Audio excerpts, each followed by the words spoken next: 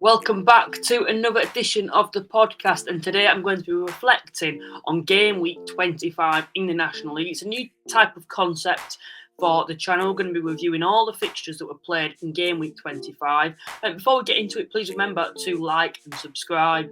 Like I said, it does really go a long way, and if you subscribe, you're not going to miss a video in the future.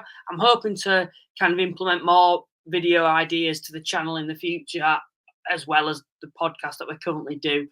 So it really does mean a lot if you could do that. Also, please remember to check out our sponsors, Cards Accepted. There'll be a link in the description for you to do that.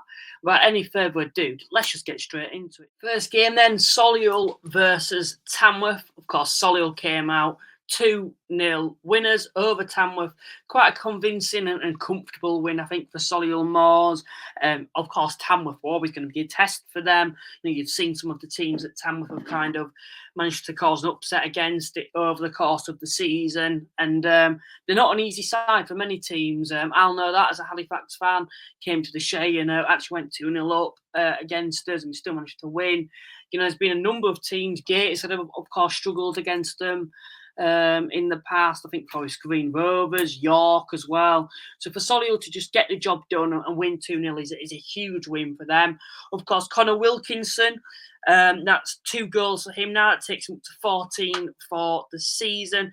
He's proven to be a great signing for Solihull Moors, alongside, of course, Evan Stevens, I should say, up top. They've got that partnership there, and that's something that, losing Sabara, losing Dallas over the last couple of seasons, to have that partnership back between 2 players is so crucial for a side like Solihull, where the aim is to produce a lot of goals, and I genuinely do back them to finish inside the playoffs. Now they're up to 6th. What scares me about Solihull Moors is I feel like they've got more gears to go through. I don't even think they've peaked yet. We've seen them against Oldham, go to Oldham and win there. Not many sides can do that. Barnet as well, I think they gave them a decent game. That's 4 wins in 5 now for Solihull Moors as well. And like I keep mentioning, I genuinely feel there's more to come from Solihull Moors. As for Tamworth, I don't think they can be too disheartened by this away from home at Solihull. Yes, they haven't been able to cause an upset like they would have liked to, but it's the home games that really matter to them. And I think games like Solihull away, your Barnet's away, they're seen as 3 hits. You've got to grind the results out away from home against the sides around you in the table, and then hopefully do a little bit better than that at home. And that's something that Tamworth has certainly done so far this season. So I don't think it's too disappointing from Tamworth to not come away with anything from this game. This game that we will having a look at is Eastleigh versus Barnet. This game finished Eastleigh 1, Barnet 1. I don't know, people may be surprised by this one. Eastleigh are now unbeaten in 7, actually. They're 5 points off the playoffs. Eastleigh were actually winning this game 1-0 for the majority of the game. Barnet managed to come back and score an equaliser. Something I have noticed about Barnet, particularly in recent weeks, is when you're looking at the fixtures in the last 3 games, they're not starting games well. The opposition are able to score early goals, and that's something that Eastleigh have done once again here.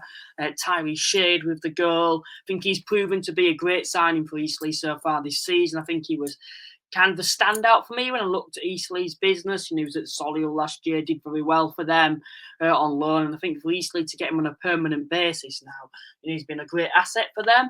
And to take the lead against Barnet, I think was a fair result. I think Eastleigh could have and probably should have gone on to win this game. They started the better side. They caught Barnet off guard. And I think from Barnet's perspective, it's another case of, yes, it's good that they've got this ability to be able to get back into games when they're conceding early. But what's concerning is the fact that they're not starting games well. You look at the previous games that they've been involved in.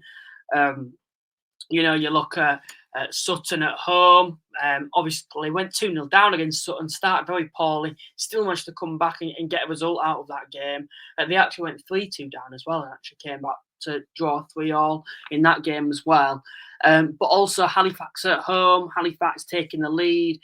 Of course, like I've said, it's good that they've got the ability to be able to get back into a game like that when Halifax is good defensively. But once again, you look at Halifax, you look at Sutton, you look at Eastleigh, 3 draws out of those games. If you're wanting to win the title, that's probably not up to the standard as other sides around them. So that's something to get back on track. They certainly need to start turning these draws into wins. And it's not too much of a concern because over the course of the season, of course, they're really hard to beat. They're winning the majority of the games. It took them a long time to actually get that first draw, to be honest, because the games were so open. But now it's coming to a point where they're drawing a lot of silly games, and that's because of not starting well. And this is another example of that. Not taking anything away from Eastleigh, it's a great point for them. Of course, they're 5 points off the playoffs now, 7 unbeaten. I think the question for Eastleigh is keeping consistency.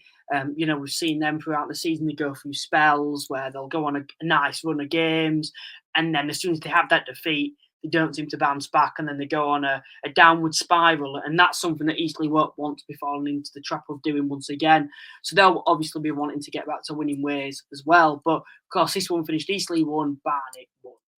Next game that we'll take a look at then, and I don't really want to speak about this for too long, but it's Ebbsfleet versus Dagenham. And I have to say it's a routine win for Dagenham. I think a much needed win in a way. If we look at the table at the moment, we look at where Dagenham are, of course, placed down in 15th at the moment. I think the expectations for this season for Dagenham were that they were going to improve with some of the signings that they made in the summer and the way they started as well. But like I said, and it seems to be a recurring theme with Dagenham, is that consistency has been an issue for a number of years now. And it's a routine win for them. You look at Ebbsfleet, they haven't won in 16 games now, I believe. So it is quite concerning for Ebbsfleet. And I think, to be honest, most Ebbsfleet fans will have accepted the fate that they're going to go down this season. It's about planning for next season now. But they do seem to be like the thumping boys at the moment, the side that where everyone plays against them, they know they're more or less guaranteed 3 points. And that's something that you rarely see at this level. Most games are tricky games, whereas Ebbsfleet at the moment, they're kind of gifting teams points. And I think for Dagenham, it's a much needed win. Consistency, like we've mentioned, has been an issue for them, particularly away from home as well, I believe. So for me, overall, I think it's a routine win for Dagenham. As for Ebbsfleet, it's hard to see where this win is going to come from, to be honest. Next game that we're taking a look at is Forest Green versus Yeovil, and it did finish 2-1 to Forest Green. There was an early scare for Yeovil, though, to be fair, for Forest Green, I should say, to be honest. Yeovil took the lead in this game. And to be honest, Yeovil were probably the better side over the 90 minutes. They control the game. And I don't think Forest Green particularly threatened them until, of course, the red card happened. Of course, the goal scorer, Kofi Shaw, actually was sent off late in the second half. And then I think the momentum of the game changed as soon as he got sent off. Forest Green managed to get back into the game through a penalty, through Carl McAllister, probably one of the star players, I think, this season in the entire league. And then I think it's Brian Innes scored last minute winner for Forest Green Rovers. So I think from Forest Green's perspective, it's an example of them once again being able to grind out a result. Not particularly playing well, but still finding a way to win. You could say, well, Yeovil went down to 10 men, but it's often very difficult for sides when the opposition go down to 10 men, particularly when the opposition are winning, because they're going to work a lot more harder than what they already were doing. Whereas for Forest Green, it's really worked in their favour, and they've managed to come back and win this game. And it's a much needed win for Forest Green as well, to just stay, in touching distance of York. If they'd have lost this game, they'd be on 48 points. 47 points. Even a draw, they'd only be on 48, whereas now they're just a point right on the tail of York City. So for Forest Green, it's a massive, massive win. I think for Yeovil, it's a frustrating one. A needless red card, a lot of Yeovil fans have suggested it was. And, you look at where Yeovil are now, and you look at them slipping further and further away from those playoff spots, and it's games like this that they're going to look back on at the end of the season, where you're away at Forest Green Rovers, you had the opportunity to be the first side to actually beat them at their place this season. And to be fair, there's no other way of putting it than Yeovil have actually thrown this game away. But obviously, you've got to give Forest Green credit. They've managed to get the job done, come back from behind, and they've won this game. And it's a massive, massive win for Steve Cottrell's side. Staying towards the top of the table, the next game we'll be taking a look at, it was Hartlepool United versus Oldham Athletic. And this is probably the shock of the game week. Hartlepool won this game by 2-1 versus Oldham.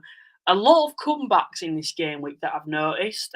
Once again, Oldham took the lead. Hartlepool came from behind to take all 3 points. It was a lovely strike by Oldham. Josh Lundstrom, someone who's received a lot of criticism at his time at Oldham since he firstly came in. He had a difficult first season there. And I think this season he's really took it in stride. Now he's come on leaps and bounds. He's really settled in there. And he's proven that he's going to be a key player for this Oldham side. And it was a great strike from him. He was a great player for Altrincham. And I did see this being a good move for him. And it's kind of took him time to settle in. But now it does feel like he's settled in there. But as far as positives go for Oldham, that was probably the only positive during this fixture. Hartlepool came from 1-0 down to win 2-1.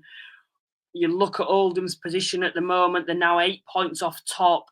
They've got 2 games in hand, whereas before they had 3 games in hand. It was very doable for them to actually get to top of the league, whereas now it's an uphill battle. It's not in their hands anymore.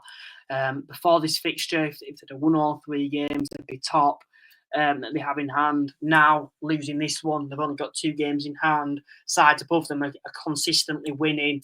It makes it a lot harder, I think, for Oldham now to get themselves into first position, because I think that is the aim now, in a way, for Oldham, is to win the league. And we've talked about on the podcast about considering them being a title contender this season. It's games like this, it's games like Solihull at home, where this is the difference between them being in this title race and them not being, because, it's a disappointing one. I think in terms of Hartlepool, this is a huge, huge win. Hartlepool, to be fair, and this is to be fair to Oldham, it was always going to be a difficult game for them. Hartlepool haven't actually lost at home since the 24th of September, which came at Rochdale. Of course, since then, they've had a new manager that's come into place. So Hartlepool's becoming a really, really difficult place for a lot of sides to go at the moment. I think they've only had 2 defeats in total since Lenny Lawrence was appointed the permanent manager. And, of course, they were both away from home. So it was always going to be a difficult game for Oldham. Waterfall and Mancini getting the goals for Hartlepool.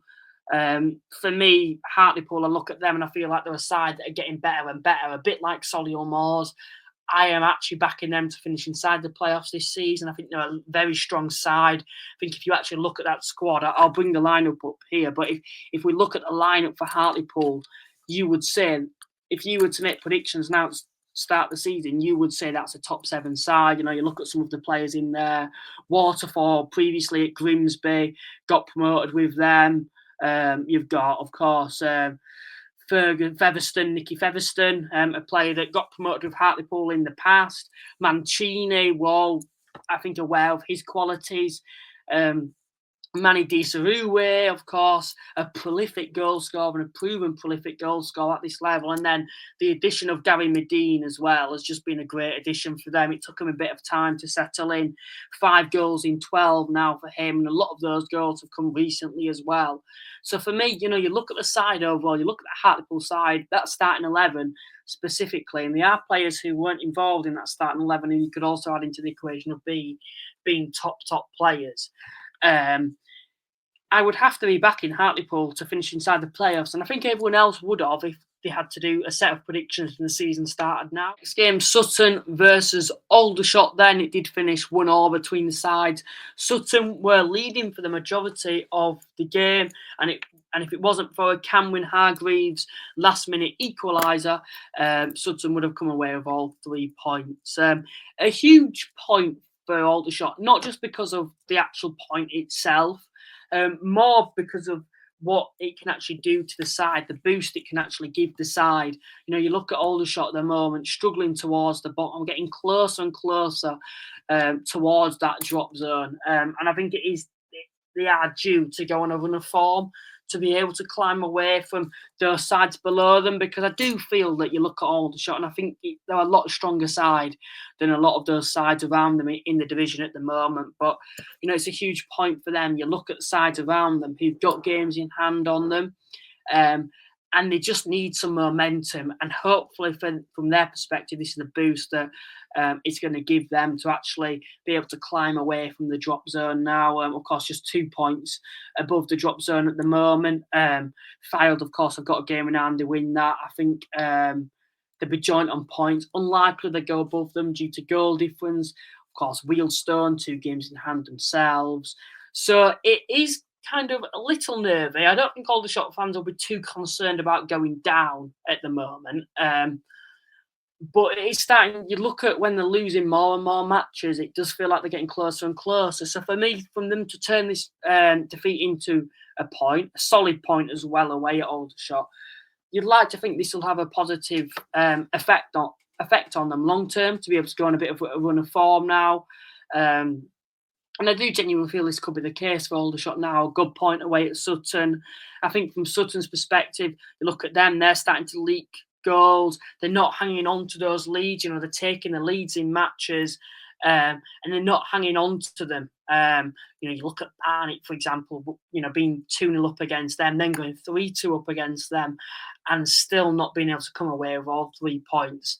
Yes, it's a solid point, but you'll look at that and you'll look back on that and you'll think, we should have gone there and won. This is another case at home, Aldershot home, and a struggling Aldershot side. When you look at it on paper at the moment, on the table, you would have to say to concede late on against Aldershot is a little bit disappointing. And I think they may look back at this in terms of the playoff races, games where they're dropping silly points now. And, we speak about Yeovil falling away from the playoffs. Is that the same for Sutton? A bit like your Eastleighs, where they'll go on a run of form, they'll then go on a bad run of form, then they'll go on a back run of form. There's no consistency there. It's in patches, their form, and they need to remain consistent throughout the season now. If they're going to have a defeat, they need to bounce back instantly. And that's something that Sutton aren't doing at the moment. But for Aldershot, it's a solid point for them. Is this going to be a catalyst for change? We're going to have to obviously wait and see. Sticking towards the bottom of the table, and it is Woking versus Maidenhead. And Woking, once again, have got another victory in the bag to be able to climb themselves further away from the drop zone. Of course, Innie Effingham returning, he's certainly proven to be a great addition.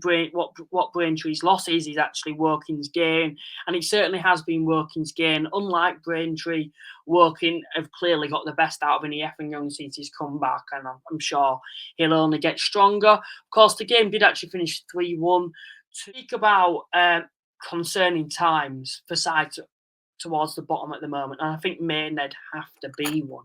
Yes, every season they find themselves in these type of positions. We often see them kind of be in the mid-table zone and then slip further and further towards the drop zone towards the end of the season. Sometimes, of course, we see them in this position and they manage to get a few wins together.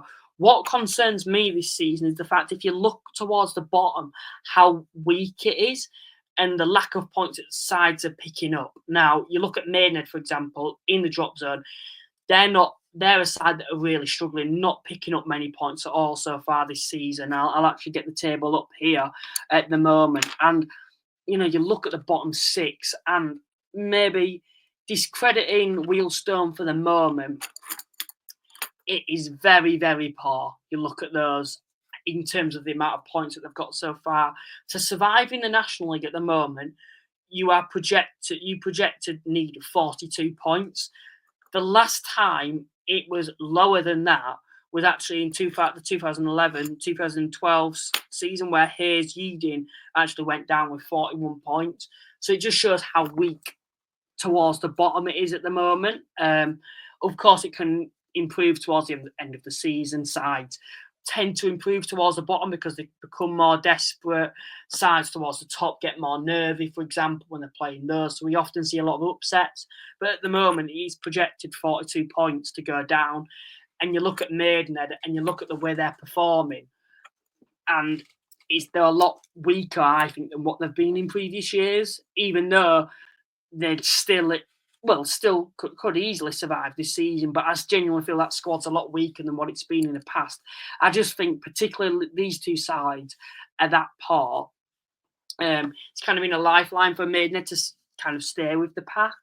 We know Ebbsfleet are down now. Boston are heading that way. For me personally, I can't see them surviving. But, those two are two very, very poor sides, in my opinion, this season, that most sides have been able to get results against. As for Fylde, they're a side for me where it does feel like they can have the ability to be able to step up as well, which concerns me for Maidenhead, because I think you look at Fylde's squad on paper, you look at some of the individuals, you'd like to think they have the ability to be able to get out of it. As for Wealdstone, it's in their hands, 2 game in hands. They can then climb away. And, it's another defeat. Woking, obviously improving, of course, beating them as well, Maidenhead.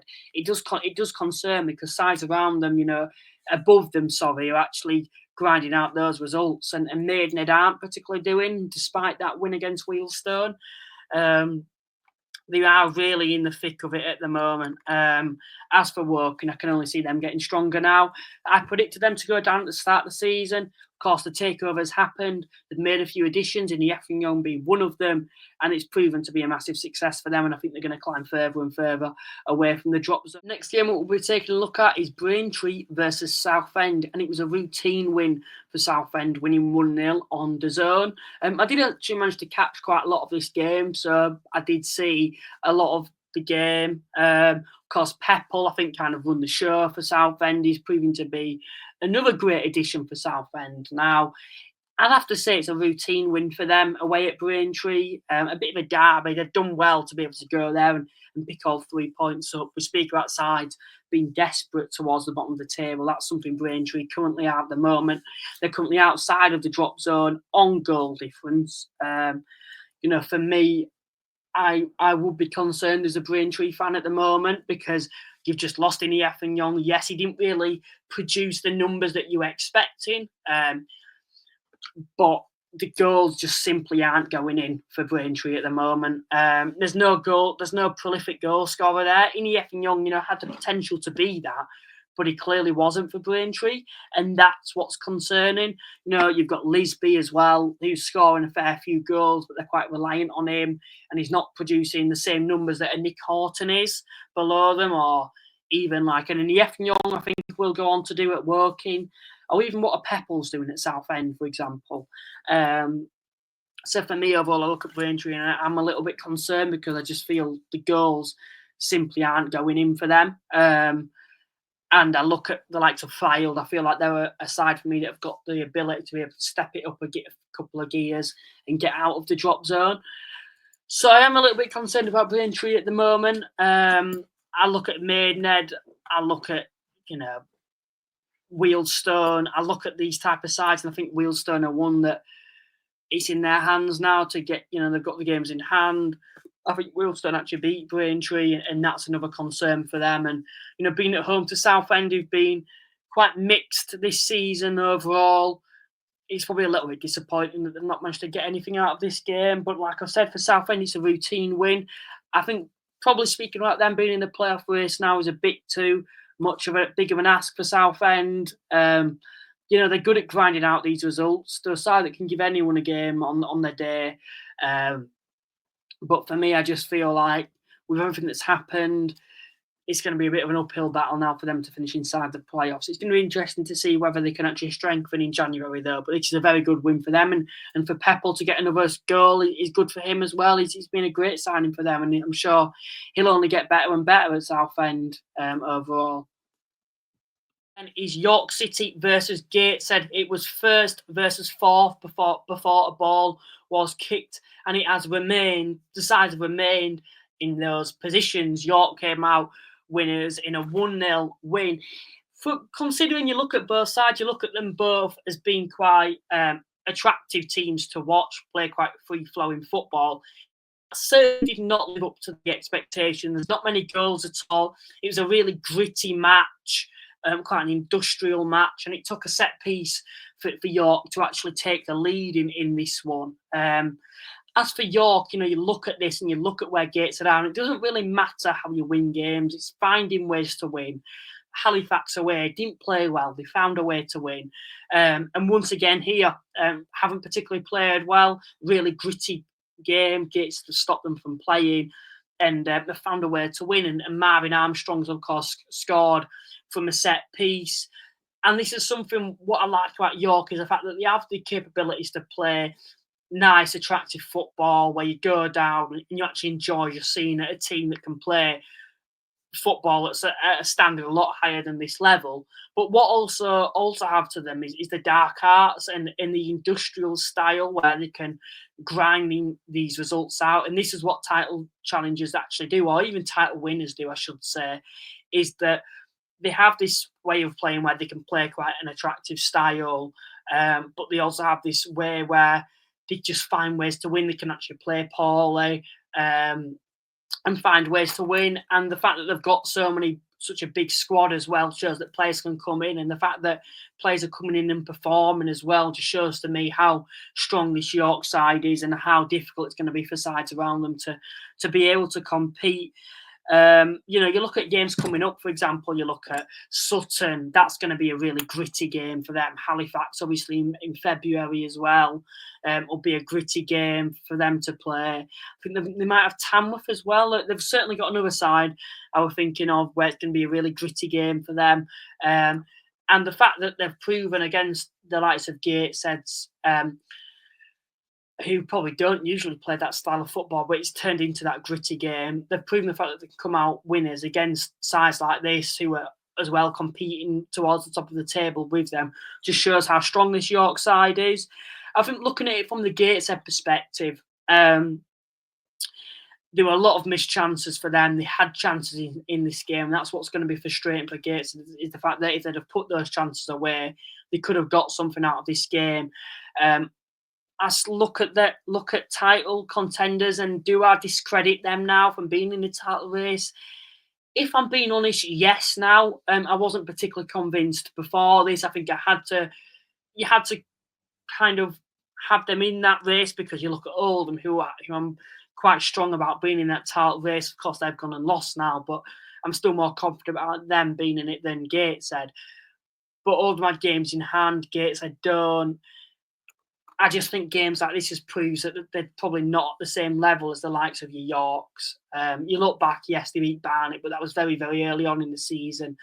For me, overall, I still think Gates will finish inside the playoffs quite comfortably. I think they'll probably finish about fourth. I just don't think they'll be able to compete. Fourth or fifth, I should say. I just don't think they're going to be able to compete with those sides above them. And I probably should have them fifth because I think Oldham as well will finish a lot stronger than what Gateshead are at the moment. Of course, Orseni's obviously gone to join St Mirren. He was clearly missed in this match. They missed a lot of chances, did Gateshead, and if they had someone like him playing there, but they would have been able to put one of them away. So I'm pretty confident that Gateshead will be able to find a replacement. They've dealt with a lot of adversity. They lose a lot of players throughout a season, and they always seem to find a replacement. And I'd like to think once again they'll be able to find a replacement, but it's games like this where they clearly didn't have a replacement at the time, and that's 3 points dropped or a point dropped, I should say, where they probably could have got something out of the game. But like I've said, it's a massive win for York to remain top of the table going into 2025. As for Gateshead, they've not started 2025 on the best way, but I'm sure Gateshead will be able to bounce back and be able to find a replacement. That wraps up my Game Week 25 National League review then. Of course, it's a totally different style of podcast that I've done. I've done it on my own, reacting to all the games. I'm hoping to do this again in the future. We'll see how successful it is. I've really enjoyed doing that, so I'm sure I will do it again in the future. But please remember to like and subscribe. Also, check out our sponsors, Cards Accepted. There'll be a link in the description for you to do that. And I will see you next time. Bye for now.